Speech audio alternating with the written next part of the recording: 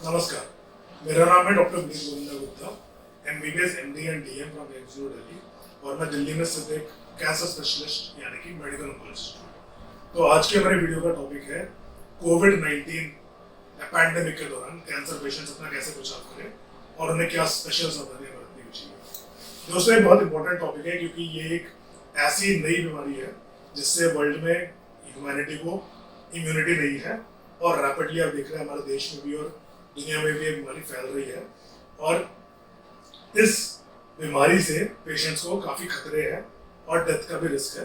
तो ज़रूरी है कि हमारे पेशेंट समझे उनको क्या स्पेशल डेंजर्स है और कैसे इन डेंजर से वो बच सकते हैं। तो इस बीमारी की कैंसर पेशेंट्स को कुछ स्पेशल डेंजर्स है। क्या देखा गया है कि हालांकि जब लोगों को एक बीमारी होती है तो अराउंड 1/3 पेशेंट्स को ज़्यादा सीरियस सिम्टम्स नहीं होते। कई लोगों को पता नहीं चलता उनको एक बीमारी है। अराउंड 1/3 पेशेंट्स को माइल्ड सिम्टम्स होते हैं, जैसे कि थकान, हल्की खांसी, थोड़ा बुखार, जिसके बाद वो रिकवर हो जाते हैं। और अराउंड 1/3 पेशेंट ऐसे हो गए जिनको कॉम्प्लिकेशंस हो गई, जिसकी वजह से उनको हॉस्पिटल की जरूरत पड़ सकती है, ऑक्सीजन की जरूरत पड़ सकती है, ICU में भर्ती होने की जरूरत पड़ सकती है। और कुछ परसेंटेज पेशेंट ऐसे हो गए जिनकी इस बीमारी की वजह से डेथ हो जाएगी। Death rate country to country vary करता है। इटली में डेथ रेट अराउंड 7 से 8% देखा गया, जबकि चाइना में डेथ रेट करीब 3 से 4% है। इंडिया का डेथ रेट अभी धीरे धीरे इवॉल्व कर रहा है। कैंसर पेशेंट्स के लिए जानना बहुत जरूरी है कि इस बीमारी का डेथ रेट मैक्सिमम उन पेशेंट्स में है जिनकी उम्र ज्यादा है, यानी 60 से 70 साल से ज्यादा, शुगर, ब्लड प्रेशर, ट्यूबरक्लोसिस जैसी दूसरी बीमारियां हैं या कैंसर की बीमारी है। तो जो पेशेंट्स में ऑलरेडी कैंसर की बीमारी है या कैंसर का ट्रीटमेंट उनका चल रहा है, उनमें इस बीमारी का रिस्क स्पेशली ज्यादा है। इसके 3 मेन कारण है। नंबर 1, जिन पेशेंट को कैंसर होता है नॉर्मली उनकी बॉडी ऑलरेडी डैमेज होती है। फॉर एग्जाम्पल, किसी को यदि फेफड़े का कैंसर है तो लंग का रिजर्व उनमें कम होता है। किसी को लिवर का कैंसर है तो लिवर फंक्शन की एब्नॉर्मैलिटी होती है। कई पेशेंट पहले स्मोकिंग कर चुके हैं जिसकी वजह से बॉडी का रिजर्व कम है इत्यादि। कई कैंसर ट्रीटमेंट जैसे कीमोथेरेपी, रेडिएशन इत्यादि से बॉडी की इम्यूनिटी कम होती है, जो वायरस से लड़ने की ताकत को कम करता है।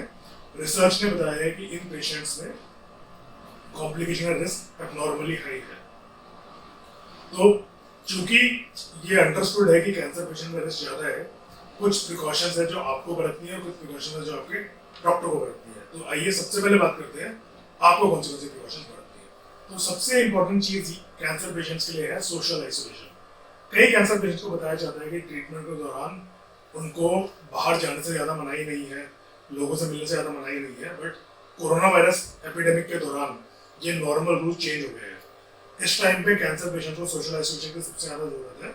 बेस्ट रहता है कि इन पेशेंट को यदि घर के अंदर भी आइसोलेट किया जाए मैक्सिमम से मैक्सिमम, ज्यादा इनको दूसरे लोगों के कॉन्टैक्ट में बिल्कुल नहीं लाना है, बाहर इनको घर के बाहर नहीं जाना है, लोगों से नहीं मिलना है। तो जो प्रिकॉशन नॉर्मल आदमी को फॉलो करनी है, कैंसर पेशेंट्स को और भी ज्यादा स्ट्रांगली और इंटेंसली खुद को सोशली आइसोलेट करना है। इसका मतलब ये नहीं है कि तुम लोगों से बात नहीं कर सकते। बेसिक वेरियस टेक्नोलॉजिकल मीन जैसे फोन, वीडियो कॉन्फ्रेंसिंग वगैरह से लोगों से बात करना, इंटरेक्ट करना अलाउड है, बट अदरवाइज मिनिमम से मिनिमम पर्सन को कोशिश करना चाहिए कि वो दूसरे लोगों से मिले और इंटरेक्ट करें। नंबर 2 है हैंड वॉशिंग। तो कोरोना वायरस का जो वायरस है वो वेरियस सरफेसेस जैसे कि टेबल, लकड़ी, स्टील, कपड़ों में गिर जाता है दूसरों की रेस्पिरेटरी सेक्रेशन से, और यदि उस पर आपका हाथ लग गया और फिर सब्सिक्वेंटली अपना फेस टच करते हैं या अपने नेजल एरिया के आसपास को टच करते हैं तो ये वायरस आपकी बॉडी के अंदर जाने का रास्ता पा लेता है और बॉडी को फिर इन्फेक्ट कर लेता है। तो यदि आप फ्रीक्वेंटली अपने हैंड्स को वॉश करें और frequently hand sanitiser, hand wash या अल्कोहल बेस्ड हैंड रब से अपने हाथों को प्रॉपरली वॉश और सैनिटाइज करें, तो इसका रिजल्ट ये होता है कि कोई कोरोना वायरस का अंश यदि आपके हाथों पे आता है तो वो उधर ही मर जाता है और उसको अपनी बॉडी का एक्सेस नहीं मिलता। तो बड़ा इंपॉर्टेंट है कि अपने हैंड्स को फ्रीक्वेंटली वॉश और सैनिटाइज करें, स्पेशली कोई भी फॉरेन सरफेस या फॉरेन एरिया को टच करके जो कि क्लीन और सैनिटाइज नहीं है। Number 3, hospital visits. तो इंपॉर्टेंट चीज क्या है कि जैसे जैसे कोरोना वायरस एपिडेमिक प्रोग्रेस करेगी, हॉस्पिटल में और ज्यादा कोरोना वायरस के पेशेंट्स एडमिट होंगे और हॉस्पिटल कैपेसिटी और कम होगी। तो आपको हॉस्पिटल विजिट्स मिनिमाइज करने की जरूरत है। इसके 2 रीजन है। नंबर 1, हॉस्पिटल में जो कोरोना वायरस के पेशेंट्स एडमिट और जिनका ट्रीटमेंट चल रहा है उनसे आपको कोरोना वायरस होने का रिस्क पड़ता है। नंबर 2, हॉस्पिटल की जो कैपेसिटी है वो ऑलरेडी अंडर प्रेशर है। ऐसे में यदि आप हॉस्पिटल में अननेसेसरी विजिट करेंगे तो हॉस्पिटल पे और भी दबाव पड़ेगा, जिससे कि सभी का केयर कॉम्प्रोमाइज होगा। तो हॉस्पिटल जाने से पहले आप अपने डॉक्टर से बात करें और उनसे ये जाने कि आपको विजिट करने की जरूरत है या नहीं, और यदि आपकी विजिट एब्सोल्युटली रिक्वायर्ड है आपको तभी हॉस्पिटल जाना है। नेक्स्ट आता है हॉस्पिटल रिचुअल। तो दोस्तों, जो लोगों की इम्यूनिटी कॉम्प्रोमाइज है उनको हॉस्पिटल के एसोसिएशन में एक स्पेशल रिचुअल फॉलो करना चाहिए ताकि उनका कोरोना वायरस इन्फेक्ट होने का चांस मिनिमम हो। उनको जब पेशेंट घर से निकले उन्हें फेस मास्क पहनना चाहिए, आइडियली N95 मास्क पहनना चाहिए, बट यदि वो नहीं पहन सकते तो नॉर्मल सर्जिकल 3 प्लाई मास्क भी वो पहन सकते हैं। इस मास्क को अपने फेस पे लगाकर ही हॉस्पिटल में एंट्री करनी चाहिए। हॉस्पिटल से एसोसिएटेड स्क्रीनिंग नियमों का पालन करना चाहिए। टेम्परेचर चेकअप वगैरह जो बेसिक स्क्रीनिंग है उन चीज़ों को ढंग से फॉलो करना चाहिए। डॉक्टर की विजिट में कोशिश करना चाहिए कि मिनिमम से मिनिमम आप किसी भी सरफेस को या किसी भी दरवाजों को इत्यादि को छुए और हैंड सैनिटाइज करते रहे। जब आप घर जाए तो सैनिटाइजर से अपना चश्मा, अंगूठी, वेरियस पर्सनल आइटम्स को अच्छी तरह वॉश करके डिसइंफेक्ट किया जाए, और आपने जो कपड़े पहने हैं उनको उतार के आपको धो देना चाहिए और खुद आपको उस टाइम एक बाथ लेना चाहिए। उसके बाद नए कपड़े पहन के आप अपनी नॉर्मल रूटीन पे रिटर्न कर सकते हैं। तो नेक्स्ट इंपॉर्टेंट चीज ये है कि आपके डॉक्टर क्या कर सकते हैं इस टाइम पे कि आपको कोरोना वायरस इन्फेक्शन होने का रिस्क कम रहे और आपको कॉम्प्लिकेशंस या आईसीयू केयर वगैरह की रिक्वायरमेंट मिनिमम हो। तो इसमें आपको अपने डॉक्टर से डिस्कस करना चाहिए इन 4-5 चीजों को, ताकि आपके डॉक्टर ये फॉलो करें। नंबर 1, कुछ पेशेंट्स में पॉसिबल है कि कीमोथेरेपी को रिप्लेस किया जा सकता है उन ट्रीटमेंट से जिनमें इम्यूनिटी पे असर कम पड़ता है, जैसे कि इम्यूनोथेरेपी या टारगेटेड थेरेपी। तो अपने डॉक्टर से बात करनी चाहिए कि आप अपनी कीमोथेरेपी को इम्यूनो टारगेटेड या हार्मोन थेरेपी से रिप्लेस कर सकते हैं, ताकि बीमारी को जब तक पैंडेमिक खत्म नहीं होती आपकी इम्यूनिटी कम नहीं की जाए। नंबर 2, कुछ केसेस में सर्जरी, रेडिएशन, कीमोथेरेपी एक्सेट्रा को डिले किया जा सकता है। तो हर कैंसर केस में जरूरी नहीं है कि इमीडिएटली आपको कीमोथेरेपी या कोई एक्टिव इंटरवेंशन की जरूरत है। तो आपको अपने डॉक्टर से ये डिस्कस करना है कि आपके केस में जो इंटरवेंशन है उनको थोड़ा बहुत डिले किया जा सकता है क्या, ताकि ये एपिडेमिक तब तक पास हो जाए और आपका कोरोना वायरस का रिस्क उस टाइम तक निकल जाए। नंबर 3, आपको हॉस्पिटल विजिट, जैसे मैंने पहले बताया, मिनिमाइज करनी है। तो आपको अपने डॉक्टर से डिस्कस करके एक प्लान बनाना चाहिए ताकि आपकी हॉस्पिटल विजिट मिनिमम पॉसिबल हो। फॉर एग्जांपल, कई ड्रग्स का शेड्यूल 3 वीकली भी हो सकता है, वीकली भी हो सकता है। कई ड्रग्स का शेड्यूल 2 वीकली की जगह 4 वीकली हो सकता है। कई ड्रग्स का शेड्यूल 3 वीकली की जगह 6 वीकली हो सकता है।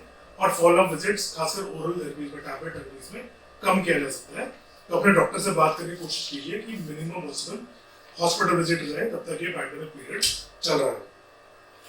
नेक्स्ट, कई केसेस में डॉक्टर कीमोथेरेपी फॉलो करते हैं जिसका बेनिफिट बहुत स्मॉल या माइनर होता है।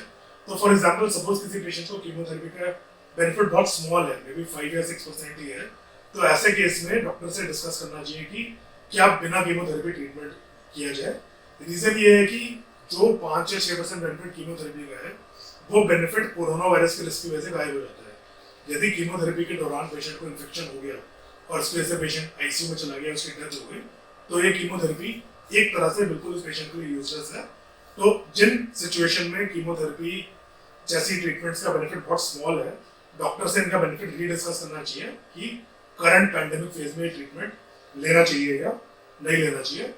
एंड लास्टली, आप और आपके डॉक्टर को टुगेदर कोशिश करना चाहिए कि कुछ आपके रूटीन फॉलोअप फोन या व्हाट्सएप के जरिए किए जाए instead of having each follow up in person visit, जब तक पैंडेमिक चल रहा है। इससे हालांकि आपका केयर थोड़ा कॉम्प्रोमाइज हो सकता है, बट हॉस्पिटल में इस समय जाना आपकी हेल्थ के लिए रिस्की है, तो आपको ये चीजें as far as possible minimise करनी चाहिए। तो दोस्तों, इसके साथ हम आज का ये वीडियो समाप्त करते हैं। मुझे उम्मीद है आप कैंसर पेशेंट्स को इन्फॉर्मेशन मिली हो जिससे आप सेफली अपना ट्रीटमेंट इस डिफिकल्ट टाइम में कंटिन्यू कर सकते हैं। कई लोगों को एक्सपेक्टेशन है कि जो करंट सिवियर पैंडेमिक फेज है ये ओवर टाइम सेटल हो जाएगा। ये प्रिकॉशंस बस इस पैंडेमिक पीरियड के लिए है जो मैं आपसे डिस्कस कर रहा हूँ। होपफुली जब कोरोना वायरस पैंडेमिक का आतंक थोड़ा कम हो जाएगा और पब्लिक रिस्ट्रिक्शन थोड़ी कम हो जाएगी, तब आप नॉर्मल रूटीन पे और आपके डॉक्टर भी अपने नॉर्मल रूटीन पे रिटर्न कर सकते हैं। पर मीन टाइम ये सेफ रहने के बेस्ट पॉसिबल तरीके हैं जो आपको इस्तेमाल करने चाहिए। यदि इस वीडियो के बावजूद आपको कोई डाउट्स या सवाल है तो स्क्रीन पर दिए हुए सोशल मीडिया लिंक से आप हमें कांटेक्ट कर सकते हैं और मैं कोशिश करूंगा कि जल्द से जल्द आपके सवालों का आंसर आपको दिया जाए। तो हमारे चैनल के पुराने फॉलोअर्स ये जानते हैं कि हमारे चैनल का मेन पर्पस ये है कि वर्ल्ड का बेस्ट पॉसिबल ट्रीटमेंट हमारे इंडिया के कैंसर पेशेंट्स को भी मिले। और यदि आप इस टॉपिक में इंटरेस्ट रखते हैं तो हमारे चैनल को लाइक और सब्सक्राइब जरूर कीजिए। तो आज के लिए इतना ही, धन्यवाद।